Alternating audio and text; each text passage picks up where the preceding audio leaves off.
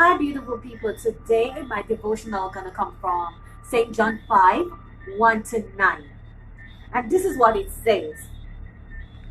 After this, there was a feast of the Jews, and Jesus went up to Jerusalem. Now, there is at Jerusalem by the sheep market a pool, which is called in the Hebrew tongue Bethesda, having 5 porches. In these lay a great multitude of impotent folks, of blind out, withered, waiting for the moving of the water. For an angel went down at a certain season into the pool and troubled the water. Whosoever then first, after the troubling of the water, going first, they were made whole. And a certain man was there which had an infirmity 38 years.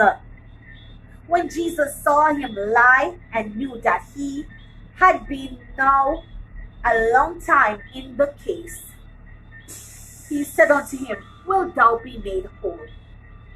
The impotent man answered him, Sir, I have no man, when the water is troubled, to put me into the pool.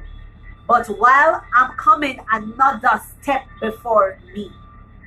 Jesus said unto him, Rise, take up thy bed and walk. And immediately the man was made whole, and took up his bed and walked. And on the same day was the Sabbath. Now this man had a condition for 38 years. Imagine. He must have had family. He must have had friends. He must have lost some friends too. Because when you have a situation for a long period of time, you have people that will leave you by the wayside. And then you have the enabler friends. Maybe someone come, bring him a meal. How are you doing today? What is happening? But God said to him, the miracle worker, the deliverer, said to him, Wilt thou be made whole? And the man, and someone complained, like every time the water is troubled, there's no one to put me in. Maybe he was crippled from the spine down. All we know, he was crippled. No one is there to put me in when the angels trouble the water. There is always someone that's stepping before me. He not recognizing that the man who is able to make impossible situations possible is there. Will thou be made whole? What situation in your life that is not changing? Like every day is the same cycle, the same thing. Nothing changed. He had, apart from crippled physically, but mentally too, because he said, God just asked him a question. So to me, he had a mental crippling too, because he said, I'm not able to do so. He was looking at his limitation, not recognizing that he is in the midst of the man who is able to turn things around. Maybe after 38 years, he just gave up. Because he always says, somebody first me when the water is troubled.